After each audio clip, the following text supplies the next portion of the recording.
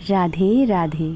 स्वागत है आपका आपके ही चैनल जीवन अध्यात्म शून्य से ब्रह्मांड तक में, जहां आपको सारी जानकारियां प्राप्त होती हैं वेदों, पुराणों और प्रमाणों के आधार पर।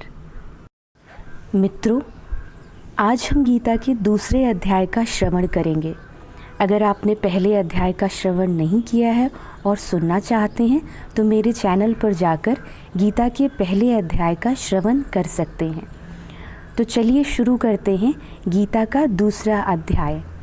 संजय बोले, इस प्रकार अत्यंत दयायुक्त आंसुओं से पूर्ण नेत्र वाले अर्जुन से भगवान कृष्ण ने कहा। श्री भगवान ने कहा, ऐसे कठिन समय में तुझे यह मोह कहाँ से हुआ?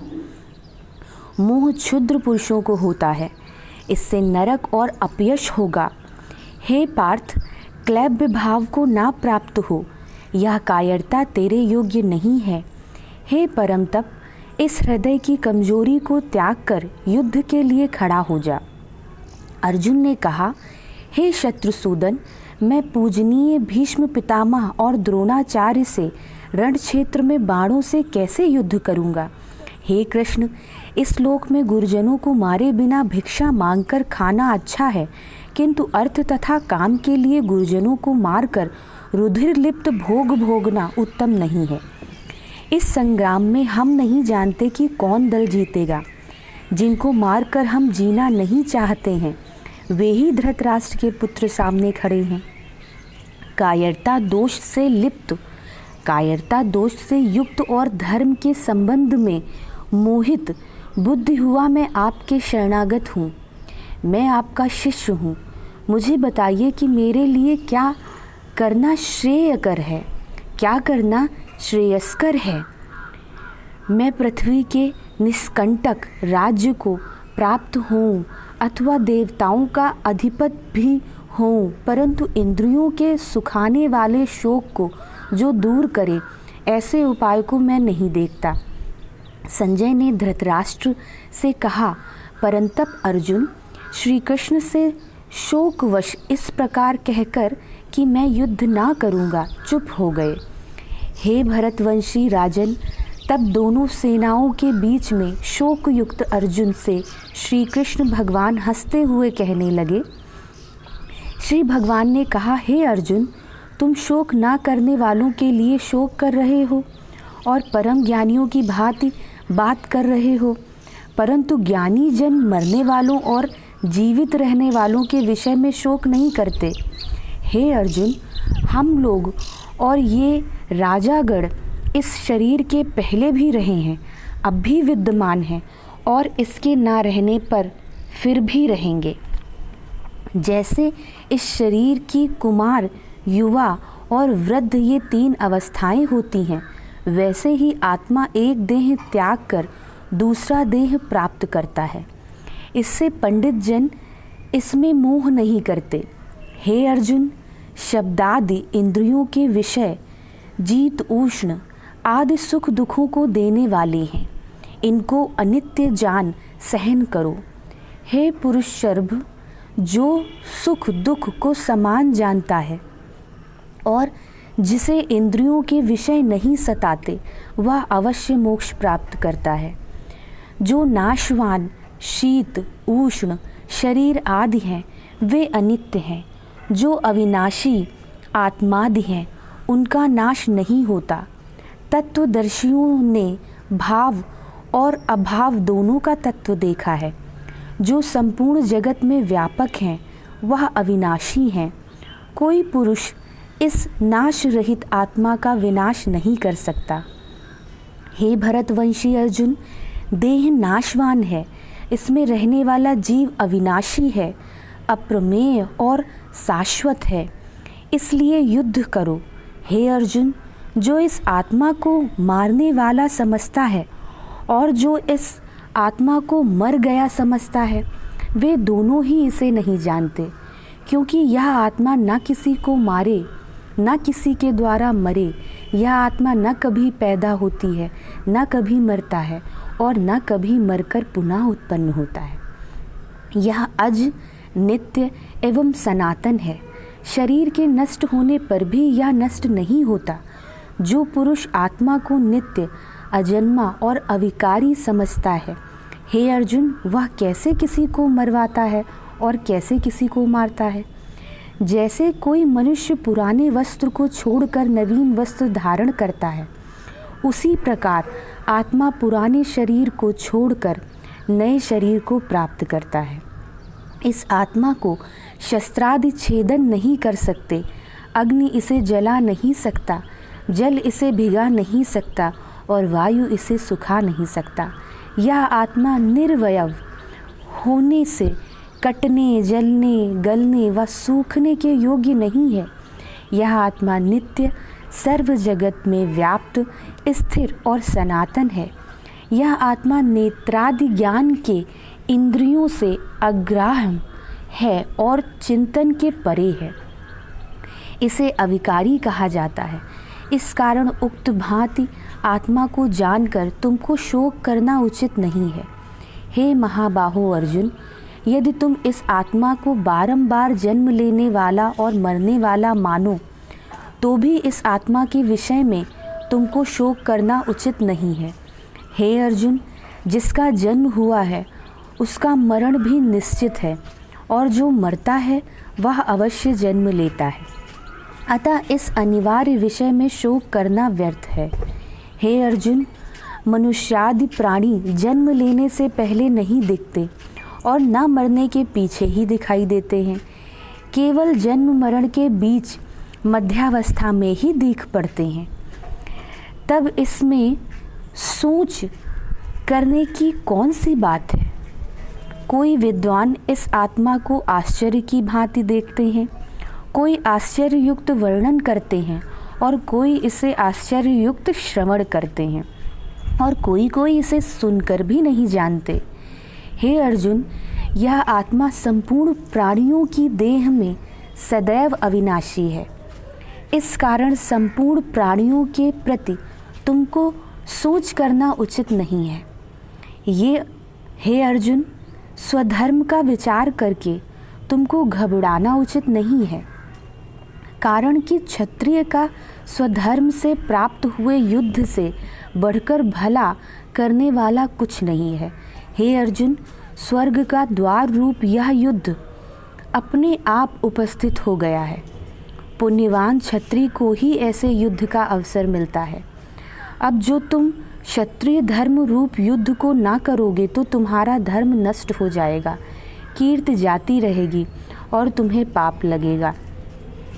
सब लोग तुमको दीर्घ काल तक बुरा कहेंगे। मान्य पुरुषों को ऐसी अपकीर्ति मरण से भी अधिक दुख देने वाली होती है।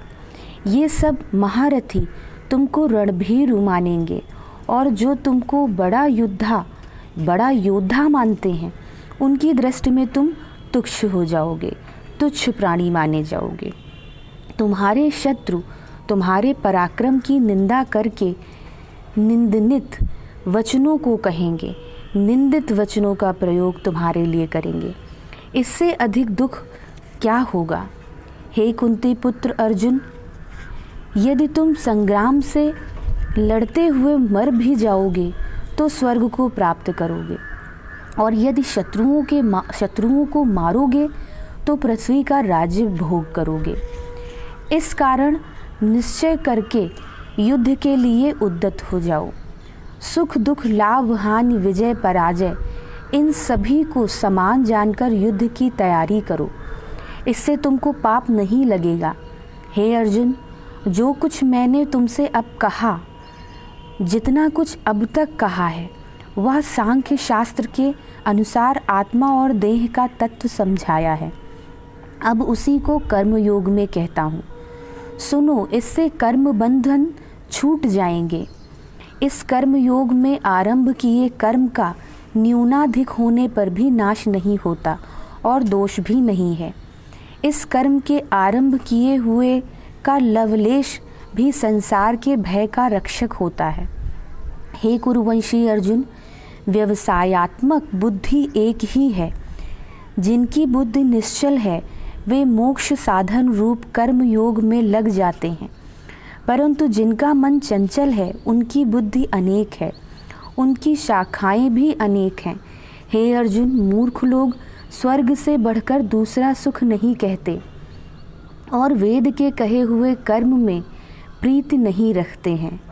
भोग और ऐश्वर्य में जिनका मन फंसा है, उनके हृदय में निश्चयात्मक बुद्धि नहीं उत्पन्न होती, कारण कि जिनका चित्त सदैव भोगादि में रमता है। जिन पुरुषों का मन भोगैश्वर्य में आसक्त रहता है, चित्त एकांत होने पर भी परमेश्वर में उनकी निश्चयात्मक बुद्धि नहीं होती।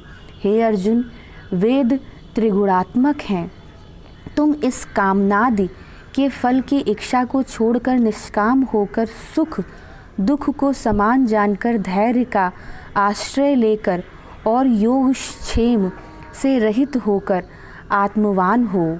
हे अर्जुन, जल से परिपूर्ण सरोवर के प्राप्त हो जाने पर तालाब का जितना प्रयोजन रह जाता है, उतना ही प्रयोजन ब्रह्म ज्ञान की प्राप्त पर वेदों का रह जाता है। हे अर्जुन, तुमको केवल कर्म करने का अधिकार है। उक्त कर्मों के करने से उनके फलों में तुम्हारा अधिकार नहीं है। कदापि तुम कर्मों के फल की इच्छा नहीं करना, वैसे ही कर्म न करने का भी साहस न करना। हे धनंजय, तुम सब संग को त्याग कर योग में स्थित होकर कर्म करो। सिद्ध और असिद्ध को समान भाव से देखो, क्योंकि सिद्ध असिद्ध में समानता मानना ही योग है। हे धनंजय, बुद्धि योग अर्थात व्यवसायात्मक बुद्धि से दूसरा काम्य कार्य बहुत दूर है। इसलिए बुद्धि योग द्वारा ईश्वर से मिलने की इच्छा करो, कारण कि फल की इच्छा करने वाले सभी दीन होते हैं। जो बुद्धि योग से कर्म करता है, वह इसी संसार में संचित पाप पुण्यों को त्याग देता है। इससे तुम बुद्धि योग में प्रवृत्ति हो। ऐसा योग सब कर्मों में कुशल कारक है। समझदार मनीषी लोग कर्म से जायमान फल का त्याग कर जन्म के बंधन से छूटकर व्याधि रहित परम पद को प्राप्त होते हैं। हे अर्जुन, जिस समय निष्काम कर्मों से तुम्हारी बुद्धि मोह रूप दलदल को त्याग देगी, उस समय सुने हुए और सुनने में आने वाले भोगों से तुमको वैराग्य प्राप्त होगा। हे अर्जुन, अनेक विषयों के सुनने से जो तुम्हारी बुद्धि चलायमान हो गई है, वह जब मेरे वाक्य में स्थिर हो जाएगी, तब तुम योग को पाओगे। अर्जुन ने पूछा, केशव, आत्मस्वरूप में समाधि लगाकर निश्चल बुद्धि रखने वाले पुरुष का क्या लक्षण है और स्थिर बुद्धि वाला पुरुष कैसे भाषण करता है, कैसे बैठता है और कैसे गमन करता है, यह मुझसे कहिए। श्री भगवान ने कहा, हे पार्थ, जब पुरुष मन की कामनाओं को छोड़कर अपनी आत्मा में ही मन से संतुष्ट होता है, तब वह उक्त लक्षणों के द्वारा स्थित प्रज्ञ कहा जाता है। अतः अपनी आत्मा में ही मन से संतुष्ट हो जाओ। प्रीति, भय और क्रोध इनसे रहित होकर और दुख प्राप्त होने पर भी जिसका चित्त व्याकुल न हो और सुख की इच्छा भी न करे, तो वह मुनि स्थित प्रज्ञ कहलाता है। जो स्त्री पुत्रादि के लिए स्नेह रहित होकर शुभ और अशुभ कर्मों में आनंद तथा द्वेष नहीं मानते, उसकी ही बुद्धि स्थिर है। जब योगी पुरुष कछुए की भांति शब्दादि से इंद्रियों को चारों ओर से खींच लेता है, तब उस योगी की प्रज्ञा समाधि में स्थित होती है। जो कुछ आहार नहीं करता, उसकी इंद्रियां विषयों से अलग होती हैं, परंतु उसकी विषयों में आसक्ति आदि अलग नहीं होती और परमात्मा के दर्शन से स्थित प्रज्ञ पुरुष की वह आसक्ति भी अलग हो जाती है। हे कुंती पुत्र अर्जुन, विचारवान और प्रयत्न करने वाले के मन को भी आसक्ति का नाश न होने के कारण इंद्रियां बल से खींच लेती हैं। जो योगी सब इंद्रियों का दमन कर मुझ में तत्पर हो जाता है और जिसकी इंद्रियां वश में हैं वही स्थित प्रज्ञ है। शब्दादि विषयों का मन में चिंतन करते करते पुरुष को उन विषयों में आसक्ति होती है। आसक्ति से काम और काम से क्रोध उत्पन्न होता है। क्रोध से मोह होता है। मोह से स्मृति नष्ट होती है और स्मृति नष्ट होने से प्राणी सब भांति के फल से विमुख होकर नष्ट हो जाता है। जो मनुष्य मन को अपने वश में किए हुए राग द्वेष रहित होकर इंद्रियों में विषय का अनुभव करता है वह निसंदेह शांति को प्राप्त करता है।